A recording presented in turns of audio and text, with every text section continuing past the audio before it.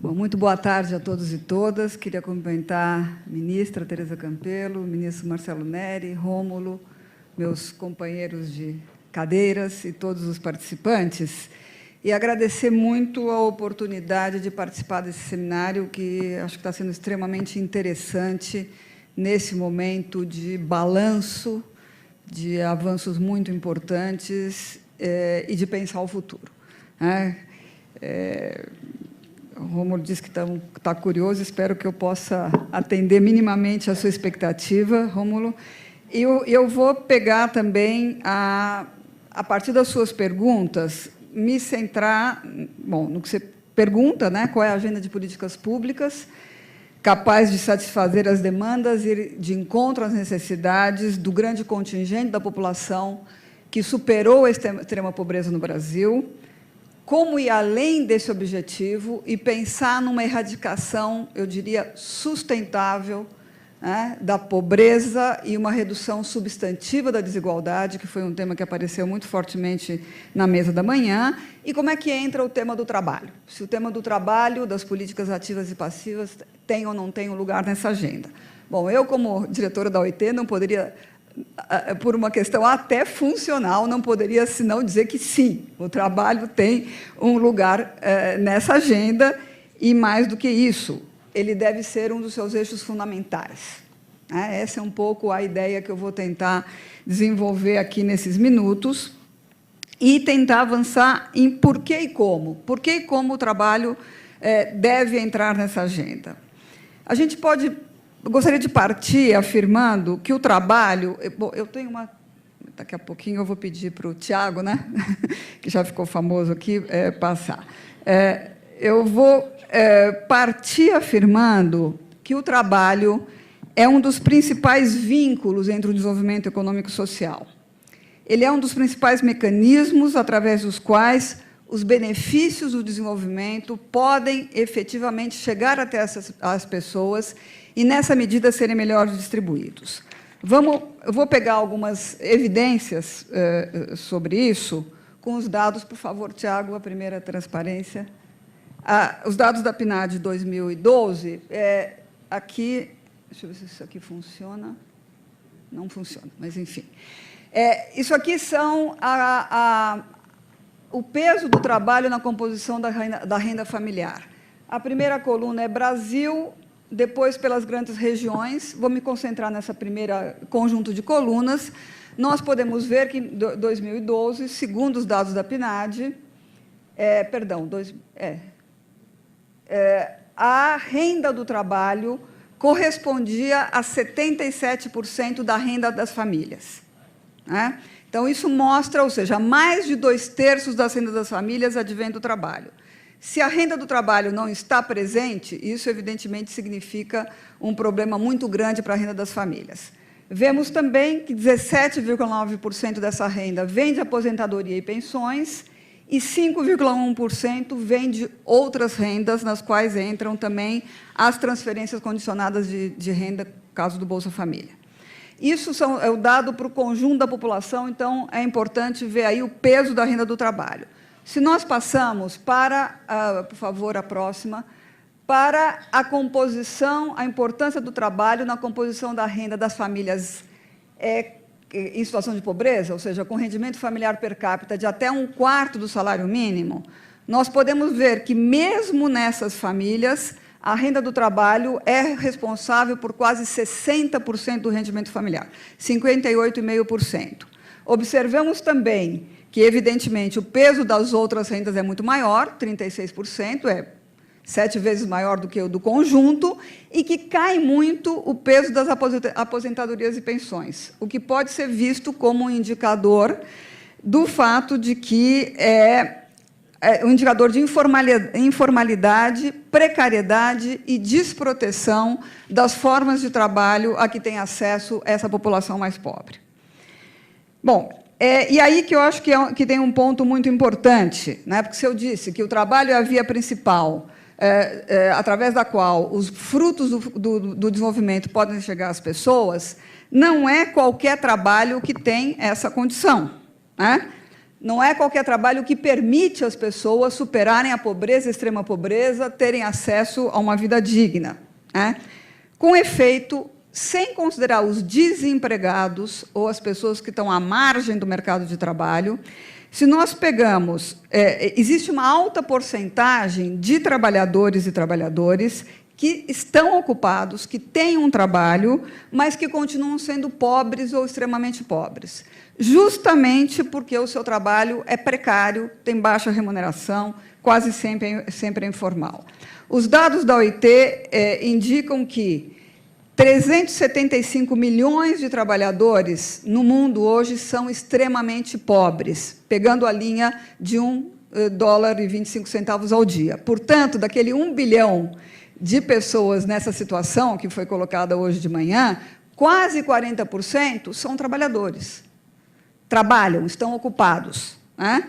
Isso corresponde a 11% do total de ocupados no mundo. Se nós pegamos a linha da pobreza, menos de $2 ao dia, essa linha, 839 milhões de trabalhadores são pobres, o que corresponde a quase 27% do total de ocupados, portanto, quase um terço. Então, isso é uma evidência de que há formas, condições e situações de trabalho que reproduzem a pobreza e a extrema pobreza, né?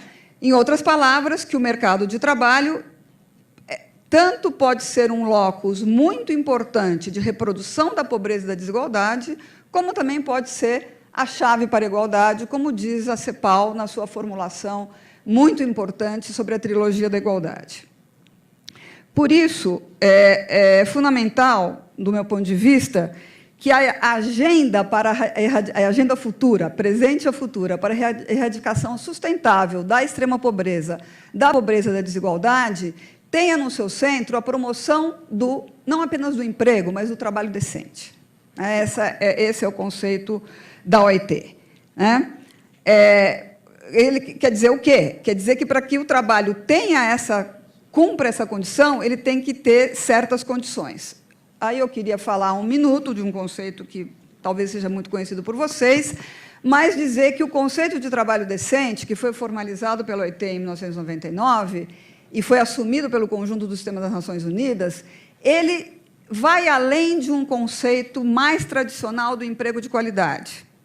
Ele encerra em si mesmo uma dimensão, ele é multidimensional, por falar em multidimensionalidade, ele é multidimensional, ele tem uma dimensão quantitativa da geração das oportunidades de emprego em quantidade suficiente para que as pessoas possam se inserir na sociedade e sobreviver através do seu trabalho e atingir o bem-estar através do seu trabalho, mas também ele tem uma dimensão qualitativa de condições de trabalho, remuneração, jornada, contrato, está associado à proteção social, aos direitos e à voz e representação. A ideia é que aqui trata-se de atores no mundo do trabalho e que tem que participar desse processo de definição das suas condições, né? Então, a gente diz que ele é o ponto de convergência entre 4 objetivos estratégicos, que são a geração de mais e melhores empregos, a extensão da proteção social, a promoção dos direitos no trabalho, o fortalecimento do diálogo social,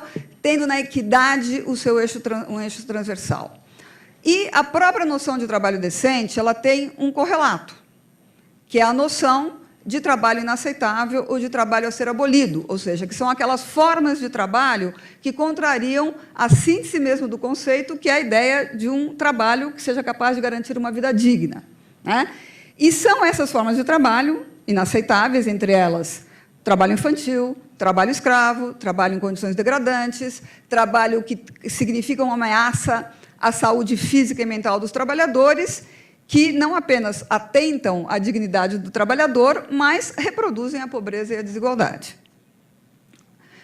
Aqui eu não vou entrar, isso aqui é só para ter uma ideia do que entra em termos de indicadores. A gente está avançando na mensuração desse conceito. No caso do Brasil, o Brasil está muito avançado nesse caminho. Houve uma grande discussão na OIT se deveria se criar ou não um indicador sintético de trabalho decente, tipo um IDH do trabalho decente. Isso foi descartado por uma série de razões técnicas e políticas, Mas, só para vocês terem uma ideia, esse conceito envolve 10 dimensões. Acesso ao emprego, rendimento, jornada, o trabalho a ser abolido, estabilidade e segurança no trabalho, igualdade de oportunidades e tratamento, ambiente de trabalho seguro, seguridade social, diálogo social e representação e conciliação entre trabalho e família, que, se eu tiver tempo, eu vou falar um pouquinho.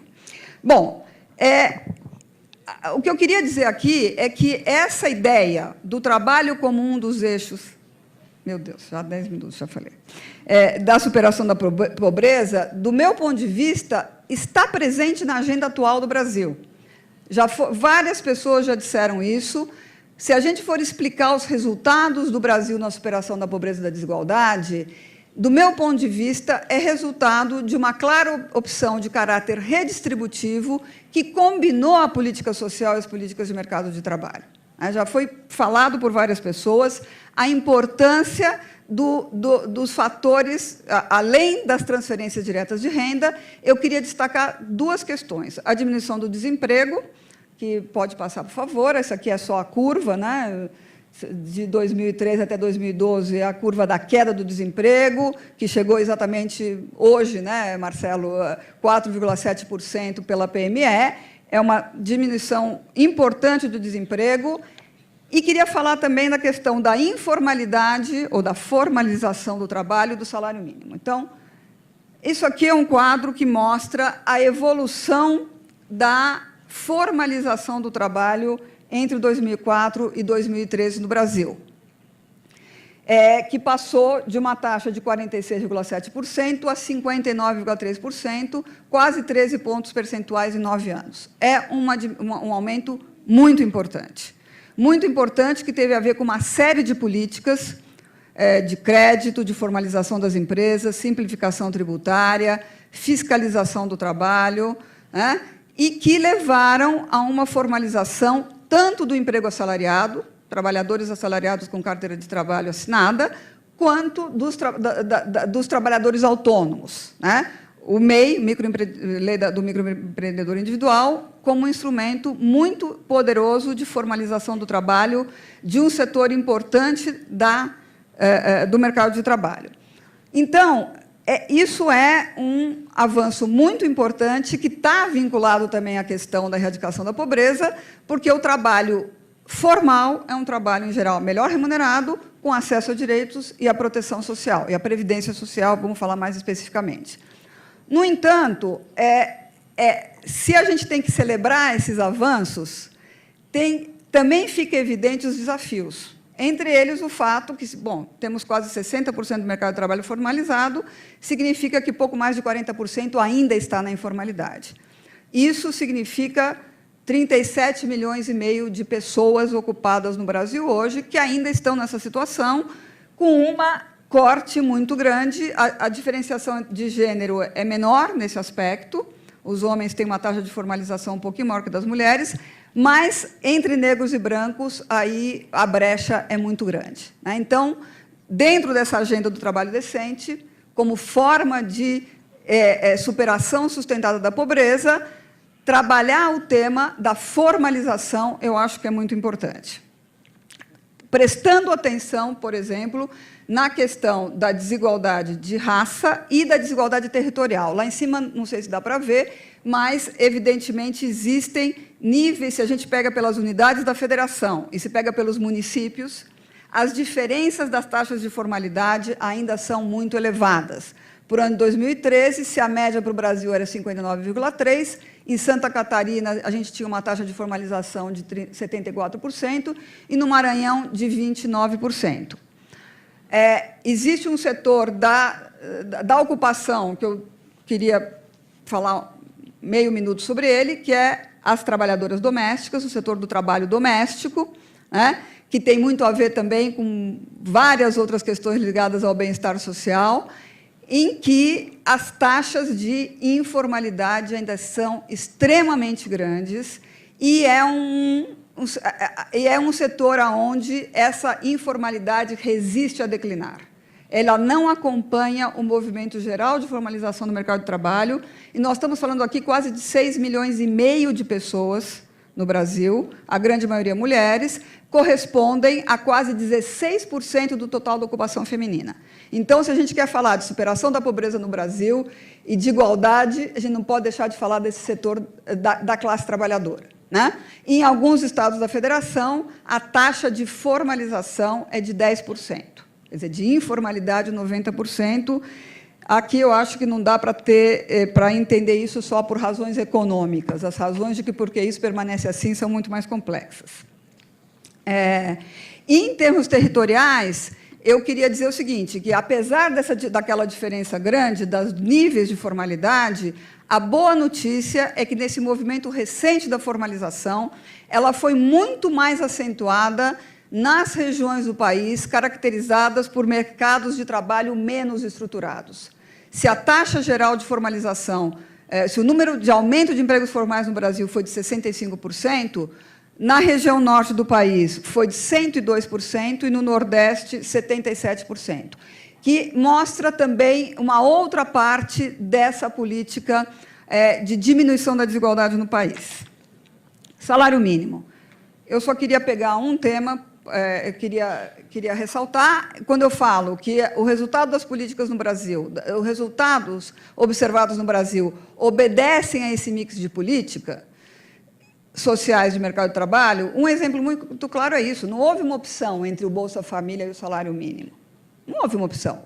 Trabalhou-se conjuntamente. O processo de valorização do salário mínimo, que foi um processo negociado com as centrais sindicais no Brasil, legislado e que se manteve, inclusive, no período da crise, né? A política de valorização do salário mínimo se manteve como parte das políticas anticíclicas, da mesma forma que a extensão da proteção social, tem um efeito muito importante na redução da pobreza e da desigualdade. Isso tem sido analisado pelo IPEA, por outros, pelo MDS. Eu só queria pegar um quadro aí, esse aí, que é a evolução do rendimento médio real do trabalho principal das pessoas de 16 anos e mais, com rendimento no Brasil entre 2004 e 2013. Né?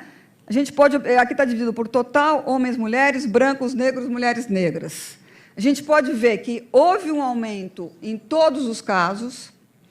Pode observar que o nível, se a gente pega as outras as colunas, ainda o rendimento médio real das mulheres é muito inferior ao dos homens, dos negros é muito inferior ao dos brancos e das mulheres negras é o pior de todos, mas o movimento, se para o conjunto da ocupação foi um aumento de 43%, para as mulheres foi de 49%, para os negros de 58% e para as mulheres negras de 62%. Então, isso mostra que está havendo uma diminuição dessa desigualdade.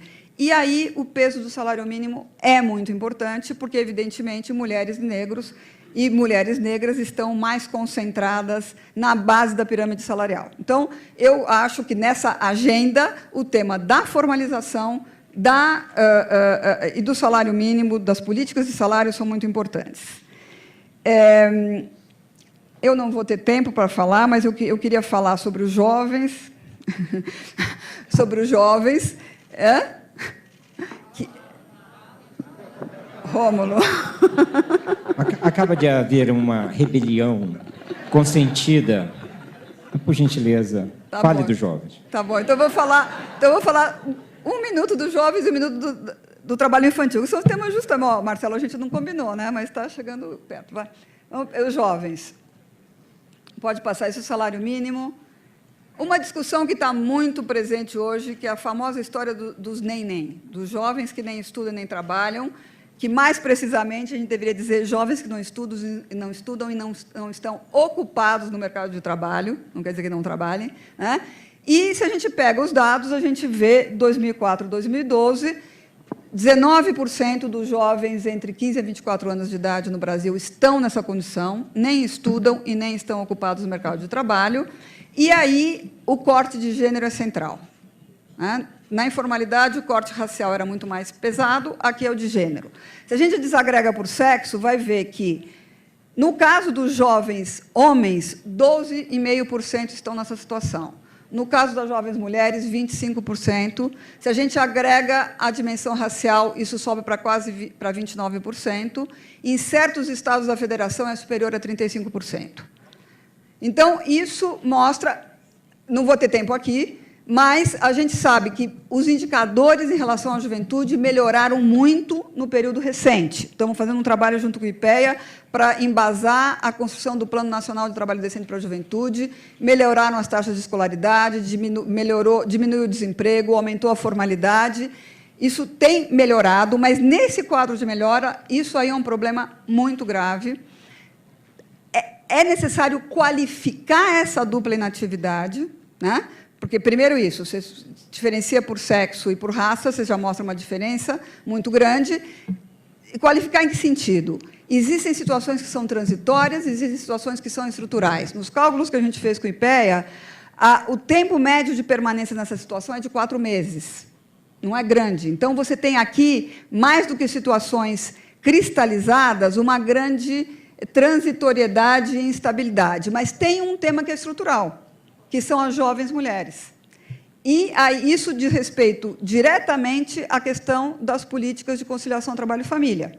São jovens mulheres que já são mães e não conseguem, saem da escola, não conseguem se qualificar, não conseguem entrar no mercado de trabalho, ou são jovens mulheres que ficam em casa cuidando dos irmãos menores para as mães saírem para trabalhar.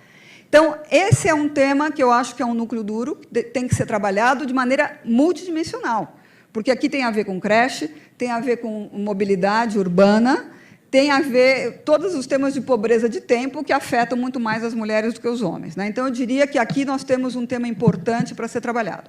Por último, o tema do trabalho infantil, que o Brasil também é um exemplo muito importante de redução do trabalho infantil. Isso aí é a curva de 92 até 2013. Passou-se de uma situação de 8,5 milhões de crianças e adolescentes no mercado de trabalho entre 5 e 17 anos para 3,2 milhões, aparentemente, aproximadamente. Isso significa uma redução em números absolutos de mais de 62%. O Brasil é referência mundial nessa área. Fizemos aqui, o ano passado, uma grande conferência coordenada pelo MDS sobre Conferência Global de Trabalho Infantil. Em certos... pode passar, por favor. Isso aqui é dividido por faixas etárias, 5 a 9, 10 a 13, 14 a 15, 16 e 17. O movimento entre 2004 e 2013. Então, por que eu estou falando sobre isso? Porque aqui podemos ver que há uma diminuição em todos os casos. Entre 5 a 9 anos, o trabalho infantil está praticamente erradicado no Brasil, 0,4%, né, das crianças nessa idade, e a grande maioria se concentra de 14, 15, 16 a 17. Para os que não são brasileiros, o trabalho infantil no Brasil é proibido até os 14 anos em qualquer hipótese, a partir dos 14 até os 16 em situação de aprendizagem, e entre 16 e 18, naqueles que são consideradas as piores formas de trabalho infantil. Mas por que eu estou falando isso? Porque o trabalho infantil é um grande... Da mesma forma que a informalidade, o trabalho infantil é um grande vetor de reprodução da pobreza. Aqui, os mitos, que a ministra fazia referência ontem, um dos mitos é isso, né? A criança vai trabalhar, ela se prepara para o mercado de trabalho. Não, ela se desprepara para tudo, né? Existem pesquisas que mostram que quanto mais cedo a entrada no mercado de trabalho, menor a expectativa de renda na idade adulta. Mais de 80% tem 14 anos e mais. Os dados também indicam que, em muitas dessas crianças e adolescentes, estão em famílias que superaram a extrema pobreza e a pobreza. Então, como é que a gente pode avançar definitivamente na erradicação do trabalho infantil no Brasil? Uma parte que o GMDS está fazendo é a redefinição do PET, através de uma matriz multissetorial, mas também aqui é fundamental pensar nas políticas de transição escola-trabalho, nas políticas de aprendizagem, que podem justamente ser uma alternativa para esses jovens, porque, no caso de 16 e 17 anos, 26% estão nessa situação, né? Ou seja, mais de um quarto. Então, para não ultrapassar muito o meu tempo, eu só queria concluir dizendo que eu acho que, se a gente for pensar na agenda do futuro, uma agenda integrada de políticas, é fundamental a integração e a escala, que foi a fala da ministra ontem, acho que muito clara. Aqui precisa de escala, nós estamos falando de um país de 200 milhões de habitantes, e estamos falando isso, 37 milhões de trabalhadores na informalidade, enfim, os números são muito grandes, precisa de escala. Precisa ser uma política que dê conta das desigualdades regionais, né? E aí os instrumentos de medição, como, por exemplo, os indicadores municipais de trabalho decente, que a gente está trabalhando junto com o MDS e junto com o IBGE, podem justamente ser capazes de caracterizar muito melhor aonde estão os núcleos em que isso tem que ser mais trabalhado e trabalhado de forma combinada. Eu acho que, evidentemente, existe um desafio macro, que é manter a sustentabilidade do crescimento e do processo de geração de emprego e formalização, mas eu acho que a linha da inclusão produtiva através do trabalho decente é uma linha-chave. Acho que isso vem sendo implementado. Essa é a grande diferencial do Brasil sem miséria em relação ao Bolsa Família, a forma como foi reforçado o aspecto da inclusão produtiva, através das diversas dimensões que já foram faladas ontem, microcrédito, Pronatec, cisternas, luz para todos, a dimensão produtiva de tudo isso. Isso está na agenda, mas eu acho que isso tem que ser reforçado. E tem que ser reforçada a preocupação da inclusão produtiva através do trabalho decente, ou por meio do trabalho decente, ou seja, de formas de trabalho que realmente possam significar uma saída da situação da pobreza. E, nesse sentido, eu acho que um dos aspectos que tem que ser realmente melhor trabalhado é o tema que já foi falado aqui por outras pessoas, que é o tema da intermediação, do sistema público de emprego e trabalho e renda, como é que o sistema público de emprego e trabalho e renda se conecta com todo esse esforço. Bom, era isso. E, por último, a questão que eu já falei do aperfeiçoamento dos indicadores estatísticos e formas de monitoramento. O Brasil tem um sistema estatístico muito desenvolvido e eu acho que esses instrumentos eles podem ser extremamente úteis para que cada vez mais se consiga aperfeiçoar as políticas, tendo um conhecimento muito prático e concreto da realidade que se pretende transformar. Muito obrigada, desculpa pelo abuso do tempo.